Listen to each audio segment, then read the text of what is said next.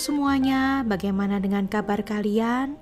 Semoga semua dalam keadaan baik-baik saja ya.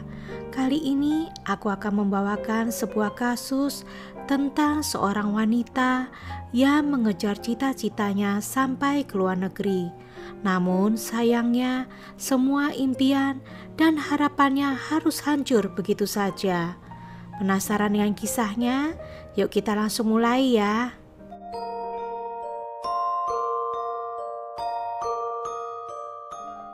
Yiying Xiang adalah seorang wanita cantik dan cerdas yang lahir pada tanggal 21 Desember 1990 di kota Nanping, Fujian, Cina. Yiying Xiang ini terlahir di keluarga yang sederhana.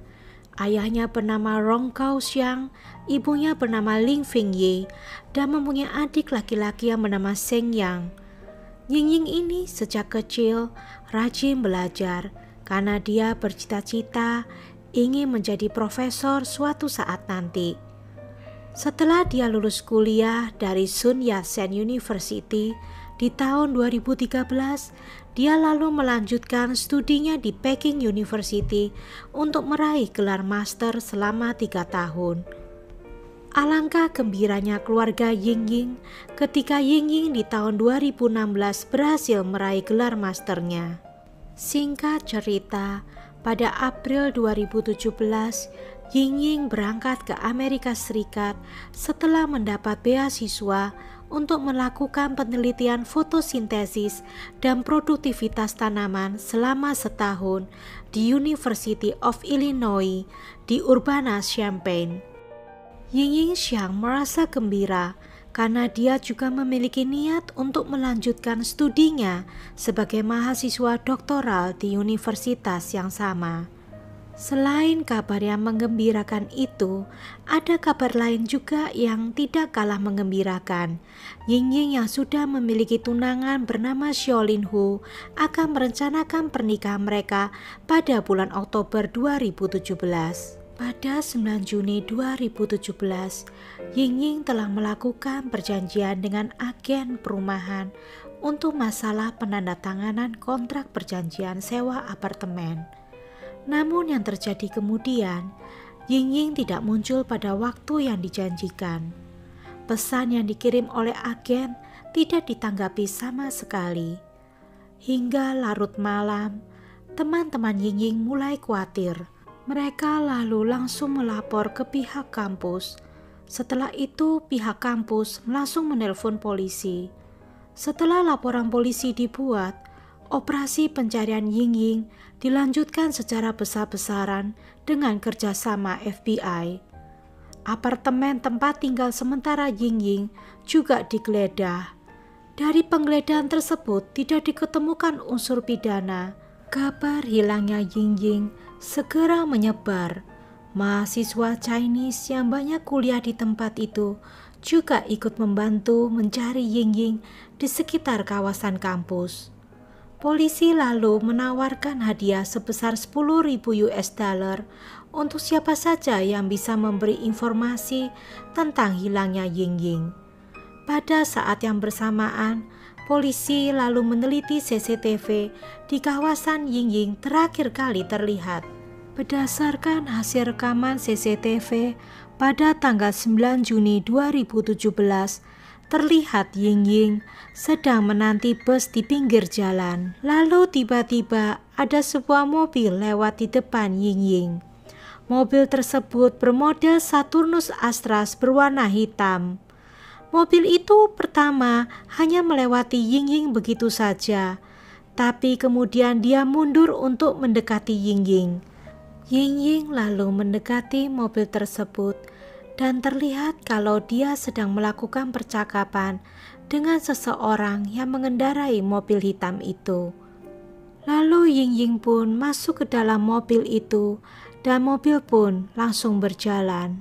Sayangnya nomor plat mobil tersebut tidak dapat dilihat dari CCTV. Tapi polisi dan FBI tidak kehabisan akal. Mereka mendata semua pemilik mobil Saturn Astra hitam yang terdaftar di kota itu. Setelah dilacak oleh polisi, terdapat 18 pemilik mobil Charlton Astras hitam yang terdaftar di kota itu. Salah satu pemilik mobil itu diidentifikasikan sebagai Brent Alan Christensen. Ketika ditanya polisi tentang keberadaan Brent pada saat Ying menghilang, dia menjawab tidak ingat apa-apa, karena kejadian itu sudah lewat beberapa hari yang lalu. Dan karena jawaban Brent yang seperti itu, polisi pun makin curiga terhadap dia. Pada tanggal 14 Juni, polisi kembali meneliti CCTV dan melihat sunroof di CCTV mirip dengan sunroof mobil Brent. Sedangkan pelek mobil yang penyok di CCTV juga sama dengan pelek milik Brent. Jadi, dari sini polisi mengambil kesimpulan bahwa mobil yang ditumpangi oleh Ying dapat dipastikan adalah mobil Brent Christensen.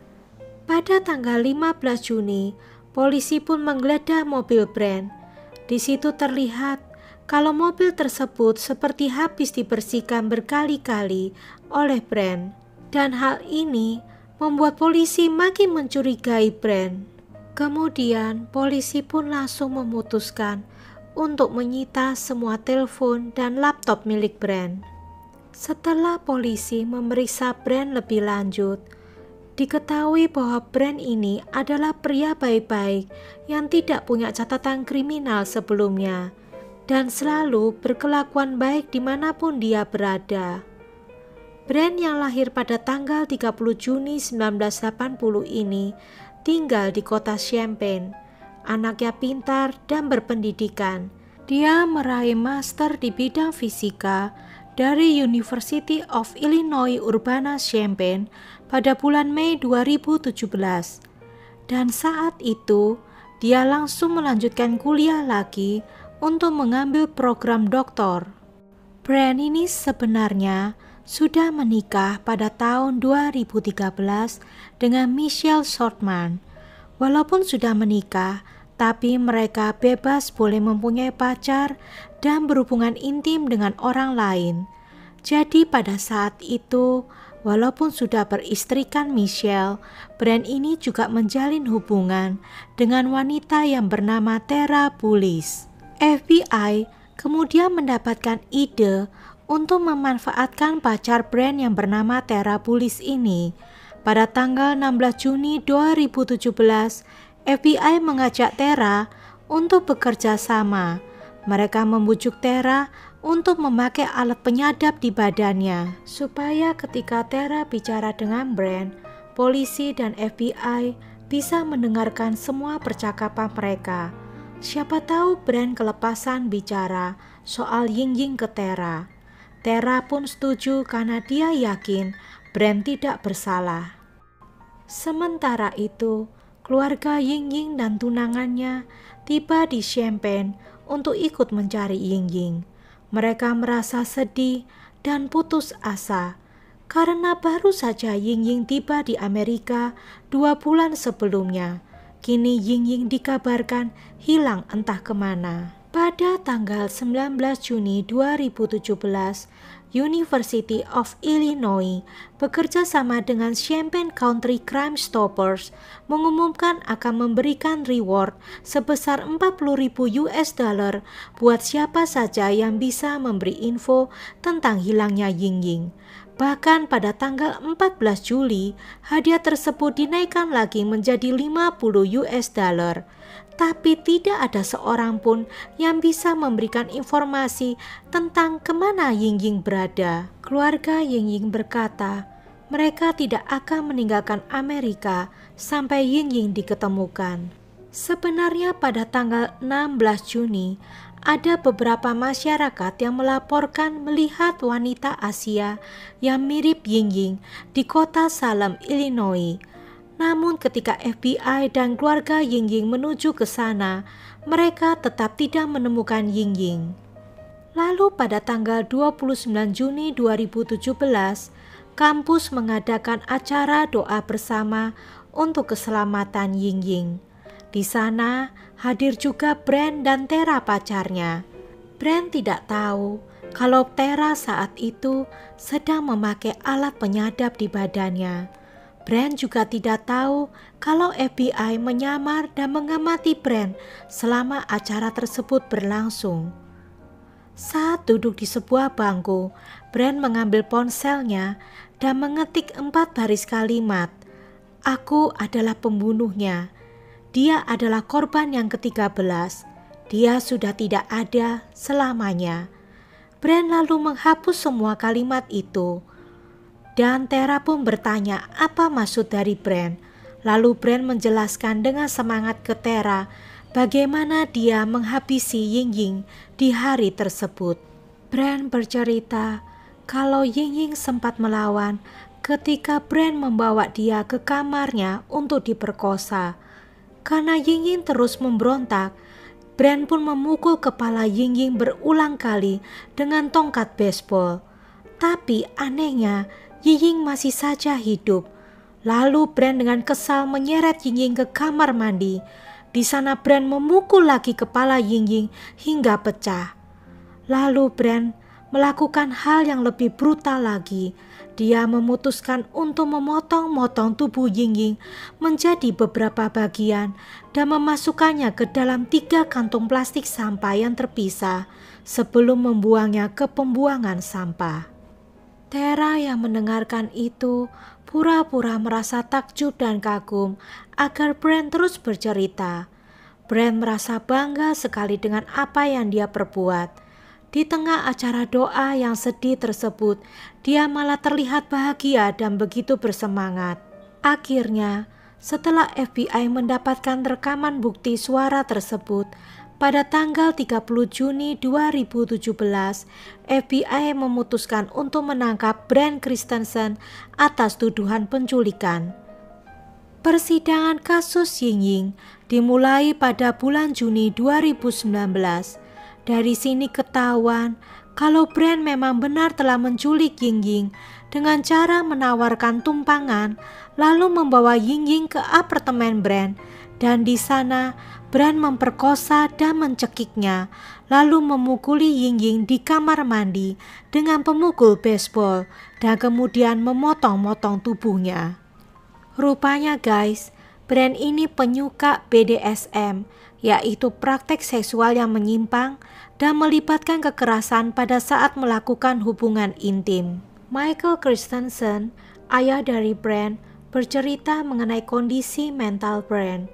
Kalau pada bulan Maret 2017, Brand ini sebenarnya sempat melakukan konseling di universitas karena dia punya keinginan untuk membunuh orang. Brand bahkan sudah membeli alat-alat untuk membunuh, tapi belum melakukan. Saat itu, Brand disarankan untuk masuk ke rumah sakit secara sukarela, tapi Brand menolak. Bukti-bukti yang diketemukan di apartemen Brand adalah darah dan DNA Ying-Ying. Sehingga pada tanggal 18 Juli 2019, Brand Christensen dinyatakan bersalah atas penculikan dan pembunuhan terhadap Ying-Ying Xiang dan dijatuhin hukuman penjara seumur hidup. Sedangkan 12 korban lainnya seperti yang diakui oleh Brand belum bisa dibuktikan oleh FBI. Bisa jadi Brand hanya membual untuk membuat pacarnya Tera kagum terhadap dia. Ketika keluarga Ying-Ying dan masyarakat masih penasaran mencari tahu di mana jasad Ying-Ying berada, pengacara Brand mengumumkan bahwa Brand telah memberitahu mereka pada sidang tertutup sekitar bulan November 2018 bahwa jasad Ying-Ying yang terpotong-potong dimasukkan ke dalam 3 kantong sampah yang terpisah yang kemudian dibuang oleh Brand di tempat sampah di luar apartemennya. Sangat sulit untuk melacak jasad Ying-Ying di tumpukan sampah tersebut karena setelah 2 hari biasanya sampah-sampah akan dikosongkan dan dipres dengan alat penekan. Ada kemungkinan potongan-potongan tubuh tersebut telah hancur, sedangkan barang-barang Ying-Ying dibuang di beberapa tempat sampah di sekeliling kota Champaign. Melihat gundukan sampah setinggi 9 meter di atas tempat di mana jasad Ying-Ying dibuang, tidak mungkin dilakukan pencarian. Karena selain memakan banyak biaya dan waktu, hal ini tidak mungkin terlaksana.